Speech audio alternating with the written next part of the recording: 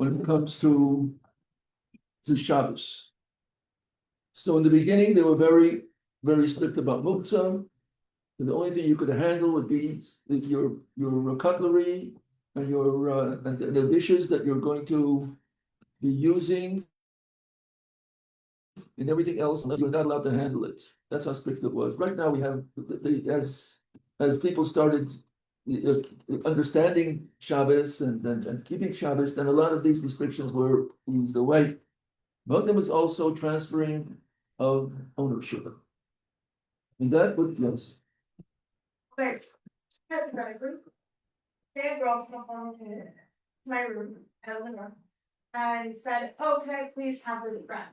Or better yet, I wanted to gift her this dress on Shabbos. Can I ask you that? Okay, that's a good question. The question is changing of ownership on Shabbos. So let's start off. I guess your question is giving a gift on Shabbos, which is a transfer of ownership. So how do we do it in a permissible way? So if you know you're going to be giving, so firstly, if it is, you are a guest, it's something that you could, a place where you could carry. If it's a food item, you're bringing some dessert, you're bringing a wine, things of that sort that's actually going to be eaten at that time, or could be eaten at that time, or it's meant to be eaten, so that is permissible. So you could bring that type of gift, could be done, because it's something that's going to be shared by yourself and the rest is people. What about a gift that you know that you're going to be giving before Shabbos? Does anyone know the correct way of doing this? You know, on Shabbos, you're going to be giving someone a gift. It's their birthday. You want to surprise them. You want to give them a gift. What do you do? The halakhic way. Maybe do it before Shabbos. Okay, so firstly, you can do it before Shabbos. However, you want to make a surprise. This is on page 278. You want to make a surprise and give it on Shabbos itself. How could we do that? Giving someone a surprise on Shabbos, change of ownership. It's not a food. No, how could we do that? Any idea? So before Shabbos, you gift that person to a third party. What does that mean? So you have now a roommate, and you're going to be gifting the gift to your roommate. So you get someone before Shabbos, and you ask them to pick this up and acquire this on behalf of whoever you want to give this gift to. So it's going to be a Rachel. So could you acquire this on behalf of Rachel? Since Rachel will be happy to receive it, so we say that this is something that she'll be happy to receive. So someone else could do it on your behalf, on someone else's behalf. So the person who is going to give the gift, gives this gift to the third party, gives it to Rachel, and say, pick this up on behalf of Chana.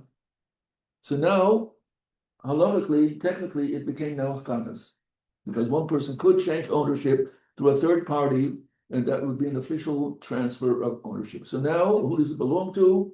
No longer belongs to the person who owns it until now. Now it belongs now to Chana. Now it's hers.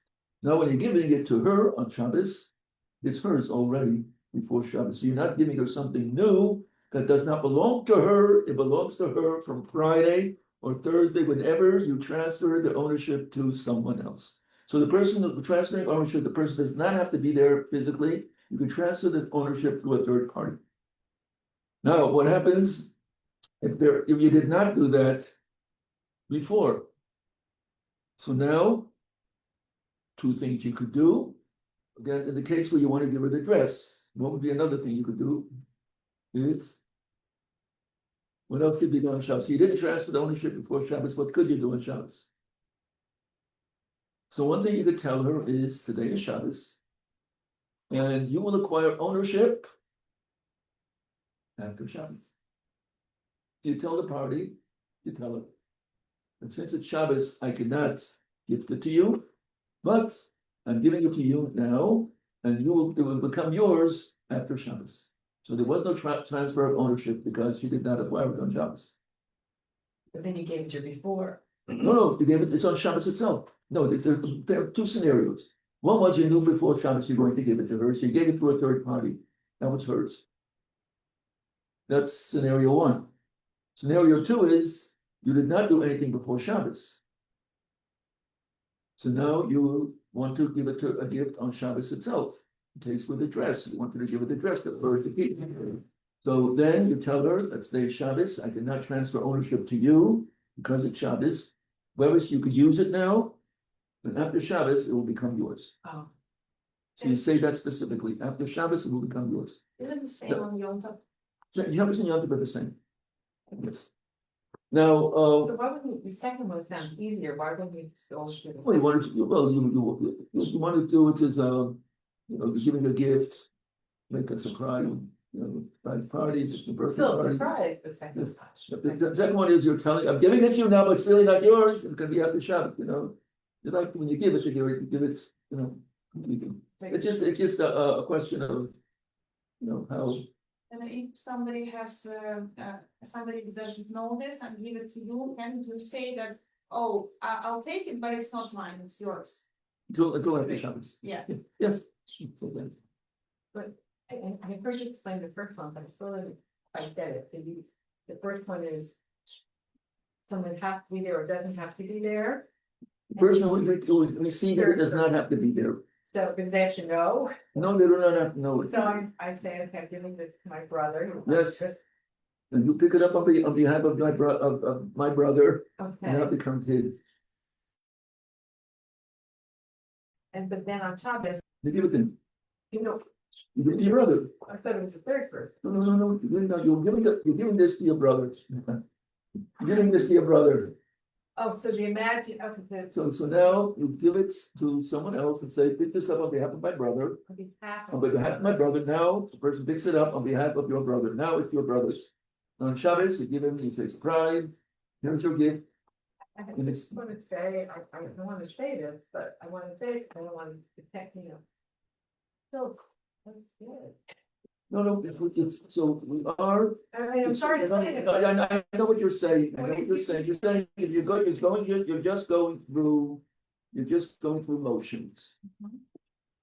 what if it's But not? let me just finish with this thought. In halacha, every action that is done that is legal action takes effect. In other words, there are a lot of parameters that this would lead to when it comes to an official, who does this object belong to? And there are many different situations where it'll make a difference who the object belongs to. So halachically, whose object is it? If a person acquired it, it's theirs. If they didn't acquire it, it's not theirs yet. And because there is a law that you cannot give gift on.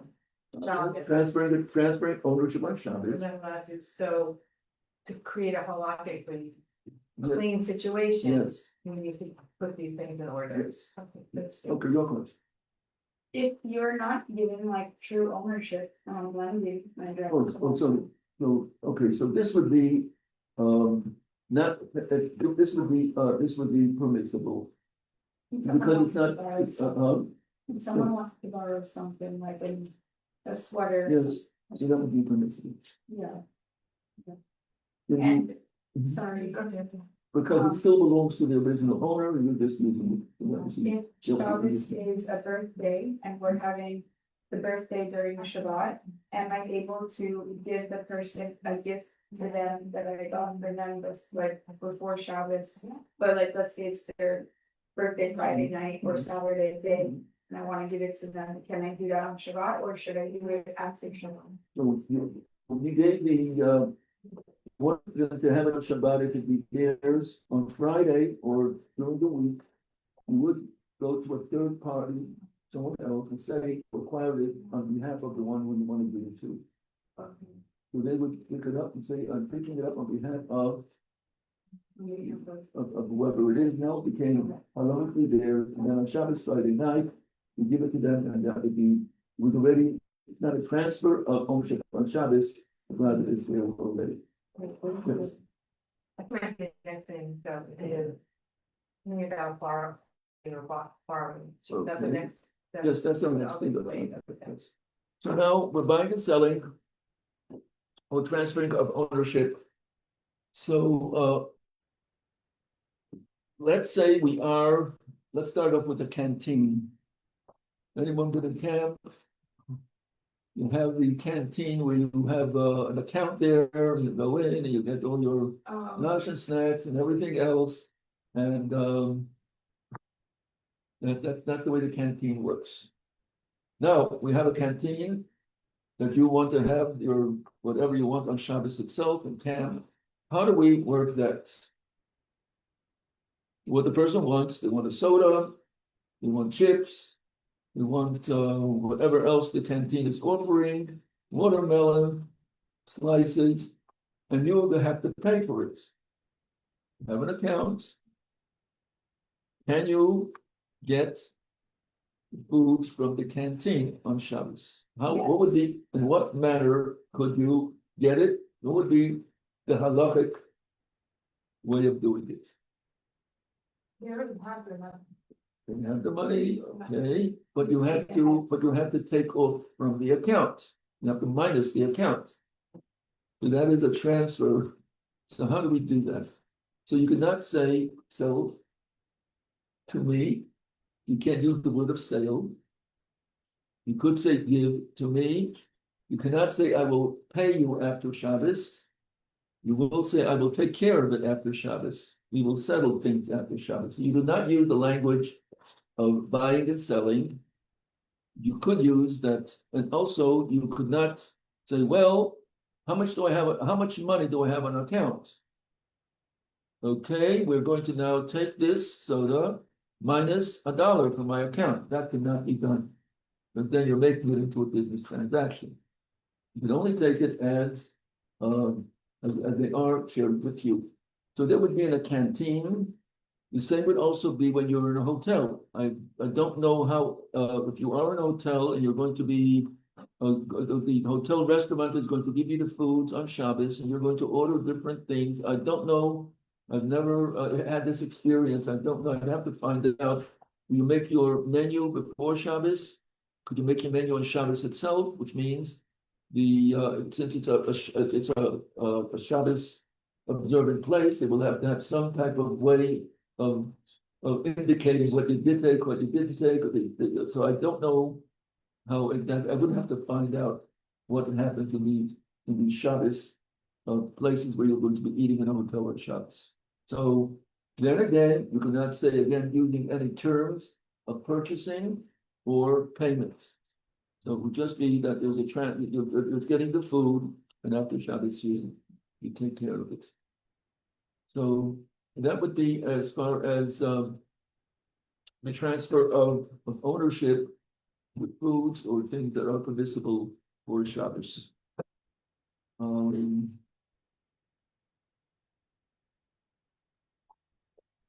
When I was younger, I used to work in Starbucks. And a lot of the Orthodox Jews would come and buy coffees for Shabbos. So they can come in after shul and have their order ready by 12:01. And yeah, it was just funny. So how did they keep account? They would buy it the day before, we'd put it on the cup, we'd stack up the cups on the side. And then we just had to remember, and it was a little annoying, but I was the only Jewish employee, and so I understood, but everyone was like, oh yeah, they buy ahead of time and they're doing all this crazy stuff, and now they're here and their drinks aren't ready, you have to wait in line because you can get a drink. But there's a way to do it. It was just interesting. That's when I really started to see really those intricate things those these days. Okay, so this is something that was done with Starbucks. They made the order beforehand, and they came in and took it on Shabbos. Right, they're all walking around with You their know, coffee. it's There's an error. an error, okay. So, It's awesome. so that is, okay. So, so let's see this inside, just on page 283. And we'll see what, if someone wants to rent or purchase something on Shabbos, what could be done. So you do have someone who you actually go to on a regular basis. You may be having an account there, someone Yontif. one could go to that store, I guess, or a place where you could carry, and you could tell them that what you're taking. So, number one, you do not use the terminology, this is on page 283. Number one, you do not use the terminology of buying or selling. I would like to buy, I'd like to sell it to you, but simply say, give me. You do not mention the money. You do not say, give me a fruit for a dollar's worth of nuts. You do not mention measurements. Give me so many kilograms of apples or pounds of apples. You do not mention the measurements. And you do not make say how much is on account and how much bill me such and such. All of that could not be done, so it's just a transfer. Was doing an error. Yes, or Yontif. Mhm. Let's see, page 284. Giving a gift on Shabbos. So if it's something that is needed for Shabbos, food or drink, so then that is permissible for a mitzvah, and that would be the example giving lulav and esrog on the first day of Sukkot. The first day of Sukkot, the lulav and esrog has to be yours. The other days, it does not have to be yours, but on Sukkot, it has to be yours. So when you go out and you're encouraging people to make the bracha on the lulav and esrog, on the first day, what do? So you are transferring to them as a gift for the time that they're going to make the bracha, and then you're going to return it back to you. So it's a gift that you're giving, and it's only going to be for the time that they make the mitzvah. So because it's for the mitzvah, so then you could give a gift. So it's either it's going to be because of food and drink, and if it's something that is for a mitzvah, like a little bit esrog, where it has to be yours on the first day of Sukkot, then too, you can give a gift and they return it to you after. So it's going to be a gift with the condition that it's going to be returned. Now, if you want to give someone a bar mitzvah, a groom, you transfer ownership before Shabbos and give it on Shabbos. How do you do so? You get a third party, another person before Shabbos who lifts a hand breath and intends to transfer ownership to the recipient of the gift. One who receives a gift on Shabbos to whom ownership was not transferred before Shabbos should intend not take the ownership of the gift until after Shabbos. So back to that second paragraph, so if you do this is being transferred, do you have to have a third person, or can we just have? Right, so someone else has to acquire it for that person. Oh, so, They are the place of, so you can't just, you can't give yourself to not do so. you give it to the third person, it's like, this is for my brother, Yes, and they have to take it in their hand, lift it up. do they have to take it in their You hand? take it in their hand, they lift it up a hand breath, and then receive them. So Do they have to say anything? no, but they are no, they just say that they shake it up with their hand. You're the one who verbalized it. Take it on behalf now, and then they do so. They don't have to respond. In botanical gardens, they have this Community pass. community pass, yes. And like it's still tickets, but it's like free. And can we go on Shabbos in botanical gardens and say like, I don't know, thoughts? They accept that. If you say communal pass, that's enough. You don't Yes, have to- you just say I need the communal pass, and they like, okay. And they, I don't know, maybe give you tickets, I don't remember, that it's like. I have to find out exactly what they do. Are they writing on your behalf? They Are they- print out paper for you that says community pass, Yeah. and you say I don't want it, and then they fill it out. So let me understand what they do. They write. Do they write anything? It's just a paper that's there already. Do they do any writing? They do- Huh? They print it out. They print it out. I have to think about that because they are printing on your behalf. And you know that that's good. Mhm. What if problem now, because what if it's zero action? And. But that's, I have to think it through what could be the, what would be involved and how it could be done in a permissible way. I have to sort of think of all the different things.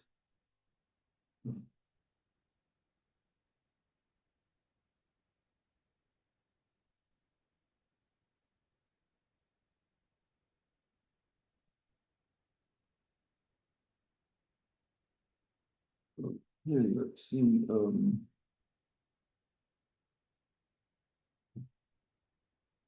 I have a question on language. so that's what we're doing now on page 234. Let me see,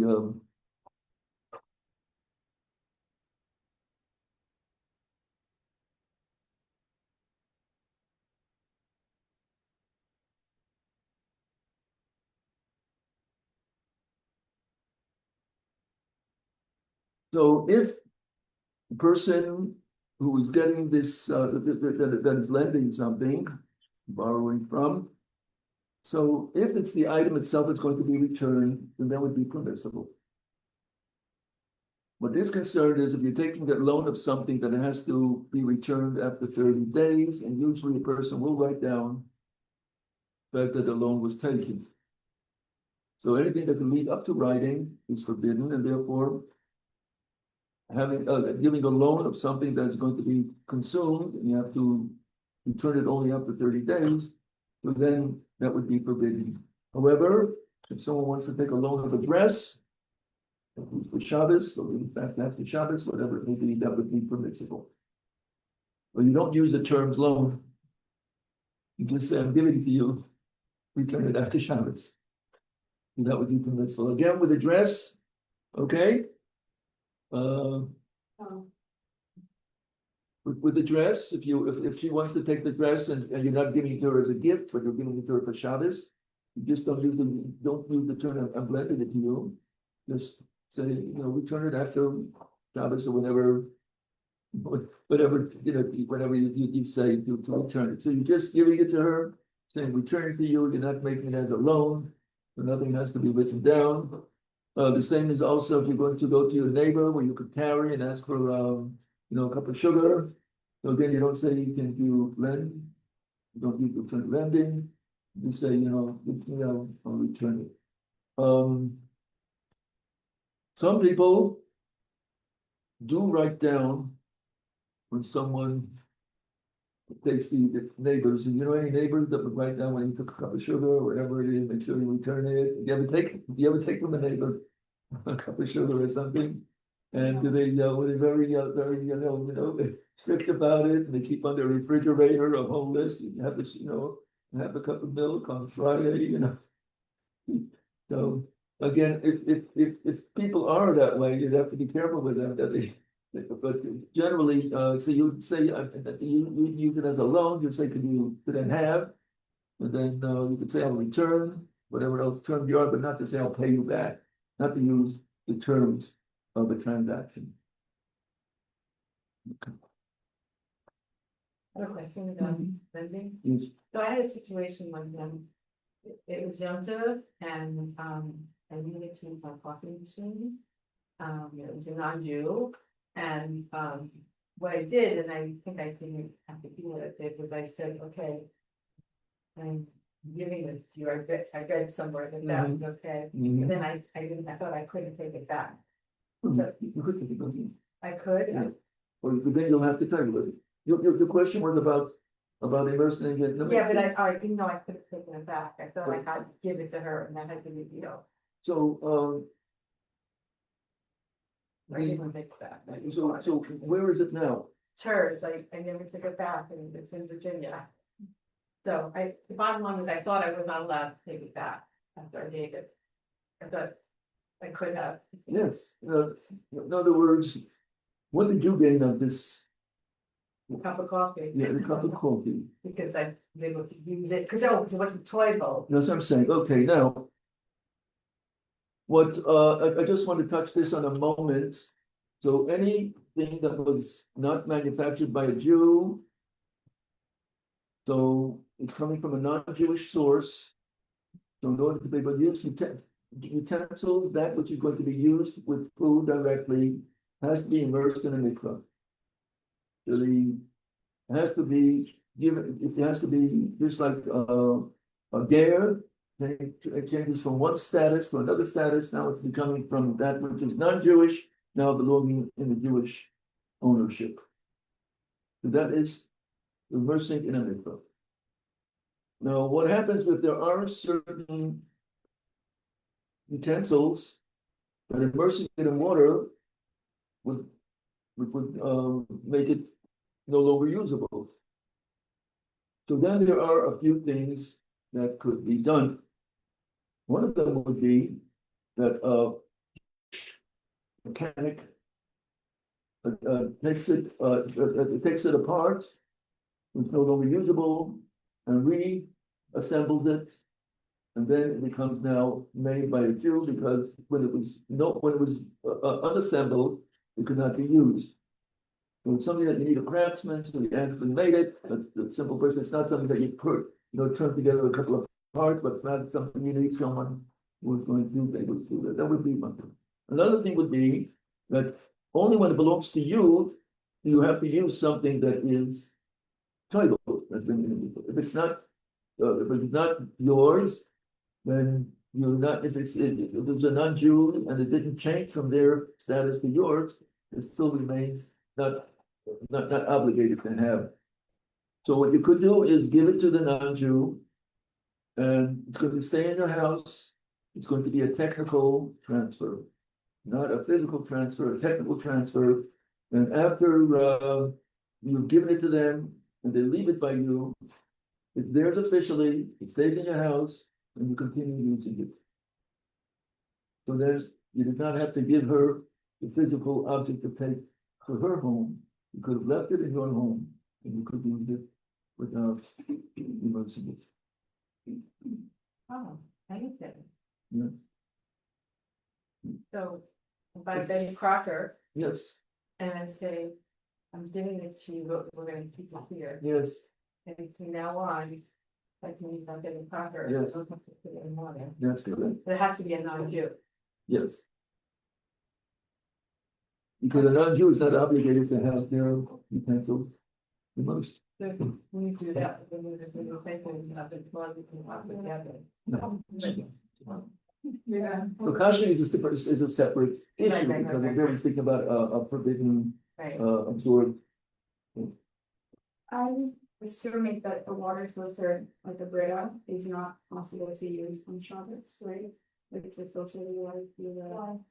I don't know, I'm just thinking about it, but The Brita, if it's water that is edible without filtering, then you could filter it. I don't know, but I put it under the sink Mhm. and I drink it. The water is edible. You could use the water from the sink to begin with. So if it would be a place that there's actually sand, where you are filtering the water because it's not drinkable without filtering, then that cannot be done on Shabbos. But if it's drinkable on Shabbos, if it's drinkable without the filter, then it would be permissible. We do have a filter on most sinks, and the kitchen sink has a spigot on it. You ever notice that? The most sinks do have a filter to begin with. So we're filtering water that is drinkable without the filter. It's just improving it. As I've told you, whenever I teach something and then I think to myself, never gonna happen, it always happens. I think I shared this with the class, that I was using the sink and water did not come out. So I opened up the spigot to see what's inside while the water was not coming out, and out came a drinking straw. Oh, A drinking straw. How did a drinking straw get into the system? I have no clue. But when I teach something, I say to myself, this is not really relevant, it's not gonna happen, it's not gonna be. And it just pops up every time. And I think that's the third time that I got this surprise. So you never know. It's not usual, but so we don't assume that's going to be something that actually has to be filtered. Now,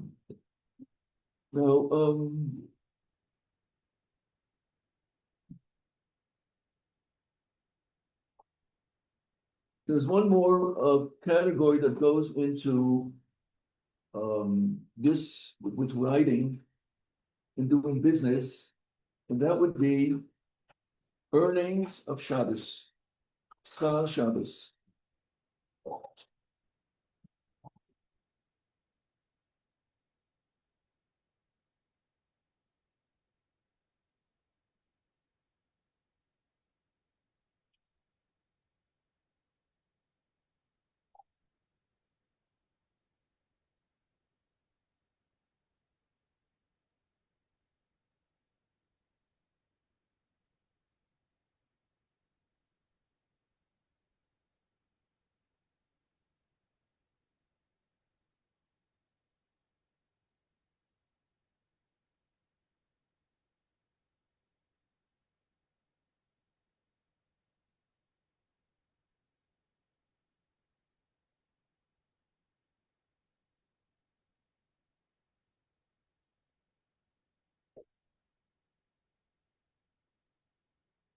So what are earnings of Shabbos? Let me have some examples.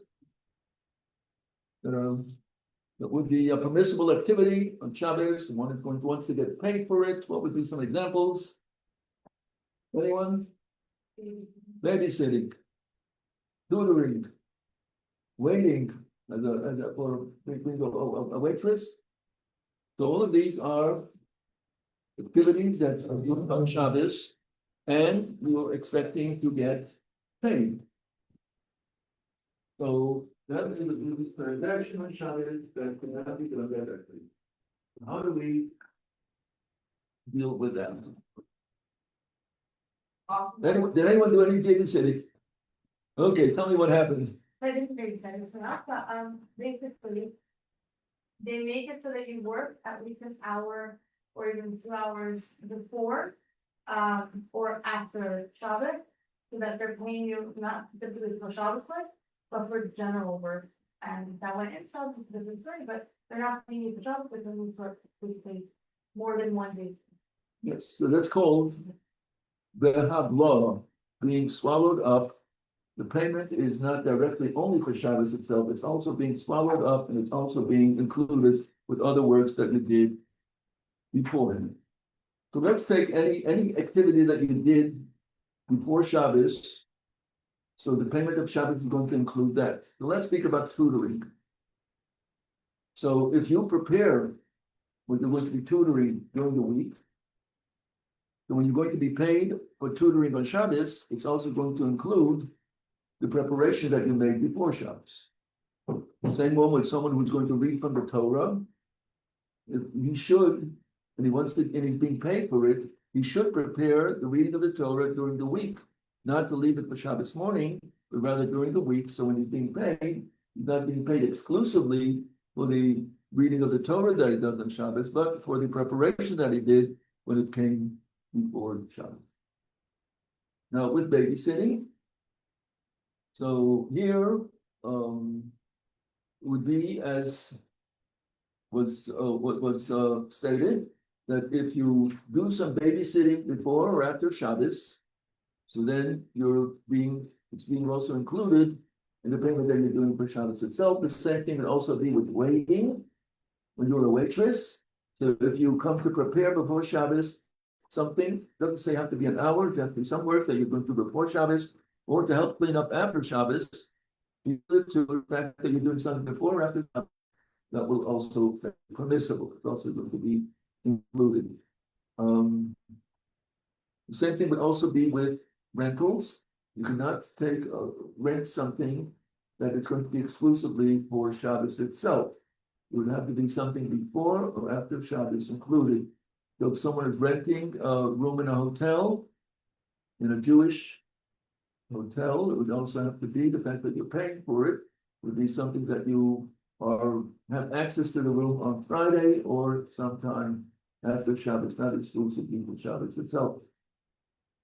And also for the work that they do during the week, prepare the room for Shabbos. If it's going to be prepared, they're going to change the linen, they're going to brush linen, or whatever else they're going to do during the week. They prepare the room for you for Shabbos. That would also be included in the activities that are done in the week, and you're paying for the activities, the weekday activities plus the Shabbos. Yes. One thing like a babysitting, because in like, look up activities that might be enjoyable, and you have to physically be with child, you can repair Yes. on your own. Okay, doing that as well. Or you could offer to buy something, formula or diapers or something of that sort. They will pay you back for that. You will tell them that I'd like to buy the Pampers or whatever else it is. You'll buy that, and they're going to pay you for the Pampers. With the payment of the Pampers, it's also going to include the babysitting. So there's going to be another payment that's going to be done for something that you did during the week, and that's going to be included in that. So those are the different options. Either buying formula, buying Pampers, or else what else you buy for the child for which you're going to be compensated together with.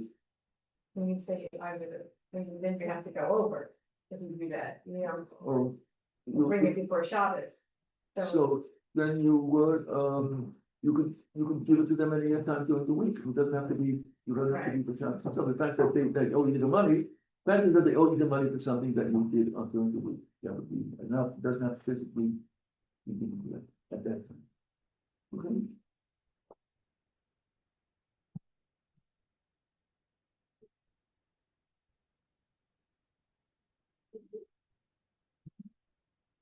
That was like Bomer, had activities. Anyone, I found the, watching district children marching is something that was amazing. Yeah. You know, seeing so many children marching, it's so proud and very nice, the band. I have here on the desk, I have your Shabbos terms. Now, there are many terms, there are 51 words.